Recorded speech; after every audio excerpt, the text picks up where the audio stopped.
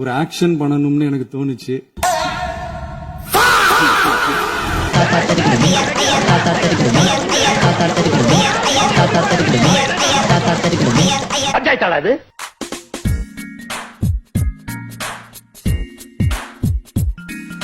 மாண்புமிகு முதலமைச்சர் அவர்கள் எதிர்த்து பேசினாதான் எதிர்கட்சின்னு ப்ரூவ் பண்ண முடியும்னு நினைச்சுக்கிட்டு பேசின எதிர்கட்சியை சேர்ந்த எதிர்கட்சி தலைவர்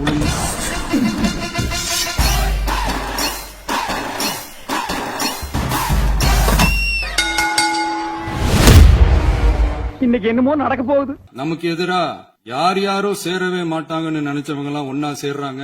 நம்ம ஆட்சிக்கு டேட்டு குறிக்கிறாங்க.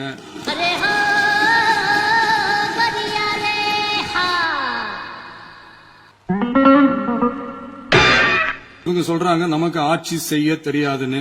ஆமாங்க, எங்களுக்கு தெரியாதுதான். மக்கள் பணி செய்ய தெரிஞ்ச அளவுக்கு மக்கள் பணத்தை சுருட்ட தெரியாதுதான். டெண்டர்களை முறைப்படுத்த தெரிஞ்ச அளவுக்கு அதோட ரேட்டை உயர்த்தி ஊழல் செய்ய தெரியாதுதான். கோயில்கள்ல நடக்கிற நிர்வாக சீர்கேட்டை தடுக்க தெரியுமே தவிர கோயில் பணத்தை கொள்ளையடிக்க தெரியாதுதான். தங்கத்தை உருக்கி தாரை வார்க்க தெரியாதுதான். அரசு வருமானத்தை அரசு கஜானாவுக்கு மாத்த தெரிஞ்ச அளவுக்கு அந்த பணத்தை தனிப்பட்ட கஜானாவுக்கு மடை மாத்த தெரியாதுதான். நான் யோக்கியன்டா. யோக்கியனுக்கு இருட்டுல என்ன வேலை?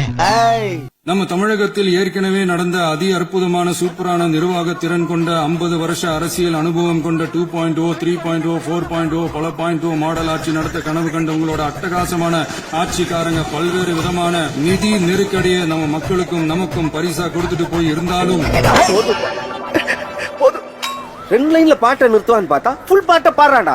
இப்படி அவதூறு பழி போடுறவங்களை பார்த்து ஒன்னே ஒண்ணுதான் கேட்கணும்னு தோணுது. கடந்த 9-10 மாசமா நம்ம ஸ்டேட்ல சட்டம் ஒழுங்கு டிஜிபியே இல்ல.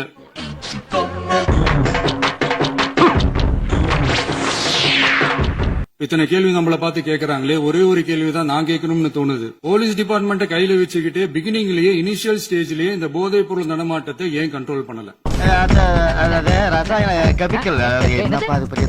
ஊரடிச்சு உலையில போட்டு ஊழல் மேல ஊழலா செஞ்சுக்கிட்டு சார், நான் என்ன சார் தப்பு பண்ணேன்? என்ன ஏன் இப்படி பந்தாடுறீங்க?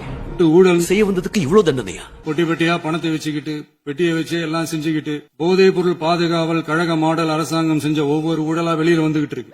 ஆரம்பத்துல இருந்து என் மேல பழி போட்டுட்டு இருக்கீங்க. போலீஸ் உங்ககிட்ட தானே இருக்கு.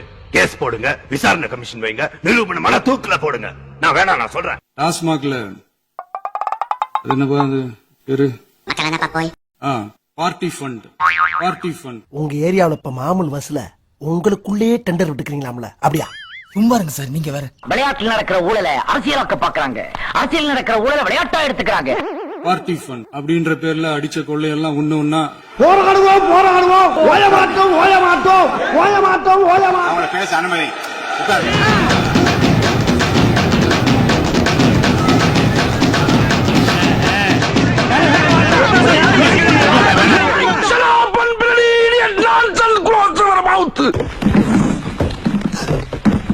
டார்ச்சர் பண்ற ராஸ்கல் விட்டா கிறுக்கு நாக்கில் வாங்கி போட்டுருக்கு. அண்ணனை பார்த்து பயமே இல்லாம இருக்க. உள்ளுக்குள்ள ரத்த கலரின்னு ஒரு பேர் இருக்கு தெரியுமா உனக்கு? இருங்க, உட்காருங்க. அப்புறம் நீங்க என்ன சின்ன பழத்தனமா இருக்கு ராஸ்கல்? அதிக பிரச்சனை போய் இதுக்கு உட்காருங்க. வேணா, எனக்கு கோபம் வராதுங்க போது வரணும். எதுக்கு ஆசைப்படுறீங்க? இதுக்கு மேலே அவங்க மேல நடவடிக்கை எடுக்கலான்னு வச்சுக்க, அப்புறம் ஊருக்குள்ள பயமும் போயிடும், மரியாதை இல்லாம போயிடும். அவர் பார்ட்டி ஃபண்ட் அப்படின்னு சொல்லியிருக்கிறாரு. அந்த பார்ட்டி ஃபண்ட் எந்த பார்ட்டின்னு கூட சொல்ல தைரியம் இருந்தா சொல்லுங்க, நாங்க அதெல்லாம் ஃபேஸ் பண்ண தயாரா இருக்கோம். நேற்று நான் பேசி முடிஞ்சோடனே நீங்க அவை முடிஞ்சிருச்சுன்னு சொல்லிட்டீங்க. நாங்கெல்லாம் வீட்டுக்கு போயிட்டோம். வீட்டுக்கு போய் டிவி போட்டு பார்த்தா அங்க இன்னொரு அமைச்சர் இன்னும் பதில் சொல்லிட்டே இருந்திருக்கிறாரு. நான் வீட்டுக்கே போயிட்டேன், இன்னும் தனியா பேசிட்டு இருக்கேன். நான் முதலமைச்சர் உரையை தொடரலாம். இப்பவும் சொல்றேன், மக்கள் பணத்துல இருந்து ஒரு பைசா கூட தொடமாட்டோம், தொடவும் விடமாட்டோம், தொட்டா விடமாட்டோம். இதுக்கு முன்னாடி தொட்டவங்களையும் விடமாட்டோம். நாக்கு தள்ளுற வரைக்கும் விட மாட்டான் போல் இருக்கே சாமி.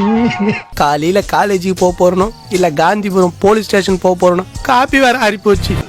ஒவ்வொரு ஊழலா வெளியில வரும் போலே, ஒவ்வொரு வேஷமா கலைஞ்சிரும் போல, இங்க இருக்கிற நிறைய பேரு நடுங்கி போய் இதுல நம்ம மேல அவதூறு வேற. இடம் சரியில்லை, கிளம்பிட வேண்டியதான். இதுல இன்னொரு முக்கியமான விஷயம், அவங்க தயவால தான் நம்ம ஆட்சி நடக்குதாம். மக்கள் தயவால இந்த ஆட்சி நடந்துகிட்டு இருக்கு. நாங்க தான் அனுப்பி வச்சோம் அப்படின்றாங்களே. அனுப்பி வச்சவங்களுக்கு மினிஸ்ட்ரியில இடம் கொடுத்தா ஏன் கதறீங்க? கேக்குது. ஏன் இவ்வளவு கோவம்? ஏன் இவ்வளவு கதறல்? சாந்தமாக உரையாடுங்க. நமக்கு ஆதரவு கொடுத்தது சுழற்சியா எடுத்த முடிவுன்னு சொல்றாங்க. இதுல எங்க இருந்து நாங்க தான் அனுப்பி வச்சோம்னா புரியல. மக்களுக்கு நல்லா புரியும். ஆஹா, இது சரிப்பட்டு வராது. ஐயை, வழக்கம் போல நம்ம ரூட்ல போனா தான் சரியா வரும்.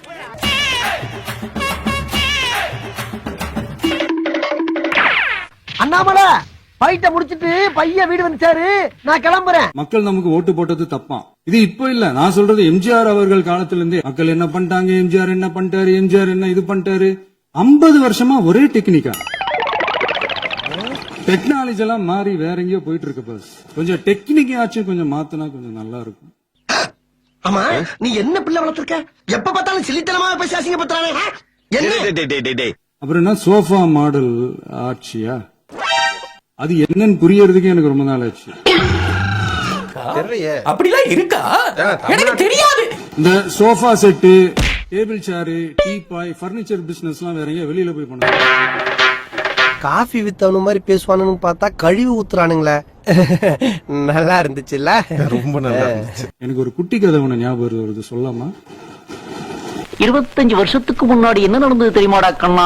ஒரு ஊர்ல ஒரு பெரியவர் வெயில் ரொம்ப ஜாஸ்தியா இருக்குன்னு சொல்லிட்டு கண்ணுக்கு மேல கை வச்சுக்கிட்டு இப்படி சுத்தி முத்தி தேடிக்கிட்டு இருந்தாராம்.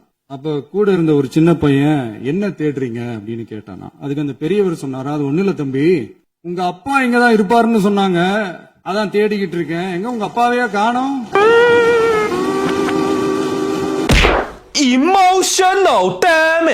எங்களுக்கும் நக்கலா நையாண்டியா சம்பந்தம் இல்லாத குட்டி கதை இதெல்லாம் எங்களுக்கும் பேச தெரியும். கொஞ்சம் ஓவரா தான் போய்கிட்டு இருக்கோமோ. அந்த கதையில பெரியவர் அப்படி சொன்னாராம், தப்பா எடுத்துக்காதீங்க. அந்த கதையில பெரியவர் அப்படி கேட்டாராம். ராஜா, இது அந்த அம்மா சொன்னதா இல்ல நீயா டெவலப் பண்றியா? போயிட்டாங்க, பேசலாமா? 5 நிமிஷம் பேசினதுக்கே கொலத்தூரி இந்த ஆட்டம் ஆயிடுச்சு. பேசுனா அப்புறம் என்ன பண்றது? சல்லியா நொறுக்கிட்டீங்களா? ஆளுநர் உரை அன்னைக்கு தமிழ் தாய் வாழ்த்துக்கு அப்புறம் தேசிய கீதம் பாடினது தப்பு. அப்படி ஒரு நிகழ்வு இதுக்கு முன்னாடி இந்த சட்டசபையில நடந்ததே கிடையாது. எதிர்கட்சி சார்ந்தவங்க எல்லாம் சொன்னாங்க இல்லையா? அந்த மரபு காக்கிற உரிமை போராளிகளை ஒரே ஒரு கேள்விதான் கேட்கணும். 2021 ஆகஸ்ட் 2 ஞாபகம் இருக்கா? அது எதுக்கு ஞாபகப்படுத்துறீங்க? என்ஜாய் பண்ணலாம் நீங்க வேற. ரொம்ப centenary celebration of Tamil Nadu legislature. அந்த ஃபங்க்ஷன்ல நோட் திஸ் பாயிண்ட், மாண்புமிகு பேரவைத் தலைவர் அவர்களே, இந்த கேஸ்ல இதான் முக்கியமான பாயிண்ட். நோட்டி ஃபங்க்ஷன் முடியும் போது செகண்ட் டைம் தேசிய கீதம் பாடினதும் ஞாபகம் இருக்கா? அது அவை குறிப்பிலும் இருக்கிறது. இதே அவைதான் நடைபெற்றது. இந்த தக்க நேரத்தில் இந்த ஆதாரங்களை அளித்த மாண்பு முதல்வர்களுக்கு நன்றியை தெரிவித்துக் கொள்கிறேன். டவுட் இருந்தா இந்த புக்கை பார்த்து தெரிஞ்சுக்கலாம். உங்களுக்கு வந்தா ரத்தம், எனக்கு வந்தா தக்காளி சட்னியா? என்னது?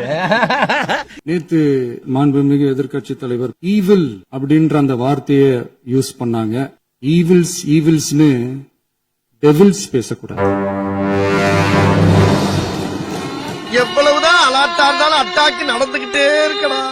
அவங்க இருந்திருந்தா ஒரு ஆக்ஷன் பண்ணணும்னு எனக்கு தோணுச்சு. எல்லாரும் போயிட்டாங்க. பர்மிஷன் பண்ணலாமா? இப்போ பண்ணலாம், ஒண்ணும் தப்பு இல்லை.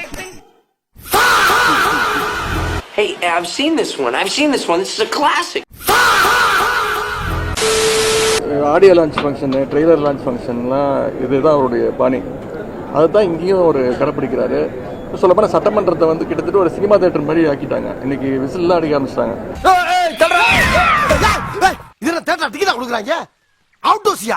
சாரிங்க, நான் உண்மையில இந்த தியேட்டர் நினைப்புல உள்ள வந்துட்டேன். இது ஒரு சினிமா ஷூட்டிங் தாங்க உள்ள நடந்துக்குது. இப்போ கேரவேன்லாம் வந்துரும்னு நினைக்கிறேன். கேரவேனு, மேக்கப், ஸ்டண்ட் மாஸ்டர் எல்லாம் வந்துருவாங்கன்னு நினைக்கிறேன். ஒரு மினிஸ்டர்லாம் டான்ஸ்லாம் கொஞ்ச நேரத்தில் ஆட ஆரம்பிச்சிருவாருன்னு நினைக்கிறேன். பாட்டெல்லாம் போட்டு ஐட்டம் சாங்லாம் போடுவாங்கன்னு நினைக்கிறேன்.